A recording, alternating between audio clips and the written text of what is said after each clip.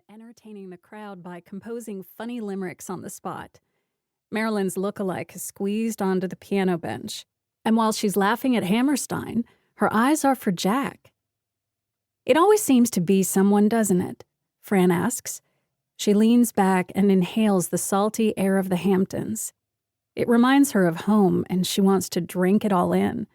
The beach, the chatter, the breezy wraparound porch.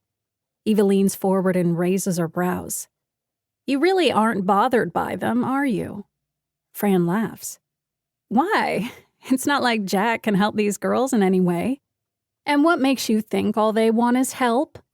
In the light of the porch, Eva's face looks angelic, haloed by perfect honey blonde curls. For the last 4 years, she's been cast as one young ingenue after another on Broadway, and she'll probably still be playing them 10 years from now.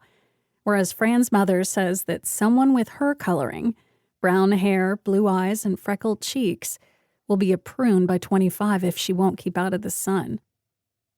They both watch as Marilyn scoots over on the bench until her thigh is brushing Jack's, and Eva lets out a disapproving, Peter avoids girls like that, she warns.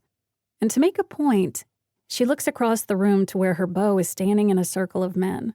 He's the tallest of the bunch, with loose brown curls he never slicks back, and a giant smile. As usual, it looks like he's doing all the talking while the other guys laugh. Now Fran takes a sip of her wine and shrugs, unconcerned about what's happening inside. "Guess I should be thankful she's not Jack's type." But Eva lowers her glass. "Franny, easy is everyone's type." Fran's not sure about that. Still, she's secretly pleased when Hammerstein takes Jack's place at the piano and Jack starts to sing. 3 years ago, he'd been the most intelligent student in her seminar on James Joyce, with deep, intense eyes and an answer for everything. She'd pegged him as the snobby East Coast boarding school type. And while she hadn't been wrong, she'd been surprised to find him singing at the campus bar one evening, part of a college a cappella group. After their first set, the group fanned out across the bar asking for requests, and after a long sip of her old Milwaukee, Fran had offered a suggestion. "How about Mona Lisa?" Jack's dark eyes had lit up. "You mean Nat King Cole?" Fran had smiled. "Who else?" The group was good, their baritone voices mimicking the bass notes of Cole's piano, and for a few minutes, Fran was transported back to Norfolk, where her father was probably still listening to Cole belting out the same tune on their old phonograph.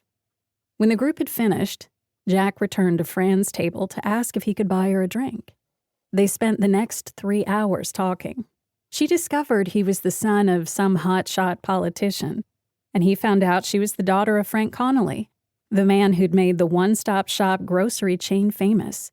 "So it was your dad who was responsible for putting all those butchers out of business," he'd teased. Fran had taken another sip of her beer and shrugged. "Actually, it was me." Then she told him about the idea she'd had to build a grocery store with both a butcher and a bakery inside. "Why go to 3 stores when you could shop at 1?" she'd asked her father, and he'd trusted her enough to try it out. Jack had fixed her in his gaze, lost in the idea that she'd been the one behind this revolutionary change. And Fran recognizes it as the same look he's wearing now, while he improvs near the piano as the same one he'd had then, like a man completely transported by the moment. Jack continues to sing until Hammerstein is finished. Then everyone claps wildly and they both take a bow. A moment later, Jack and Hammerstein appear together on the porch, and the blonde is back to making her rounds. "Fantastic," Eva says, fluttering her fake lashes as she approaches the 2 men. "Well, thank you, Miss LaRoche. That's very kind." Hammerstein smiles, and Fran doubts that anyone would ever pick him out as someone who owns Broadway. He's a funny-looking man, with a great big face, broad shoulders, and strong arms. He looks like the sort who would carve meat instead of words for a living. He casts around for his wife, and as soon as he spots her, the broad shoulders relax. "Well, fellas, you know the old saying.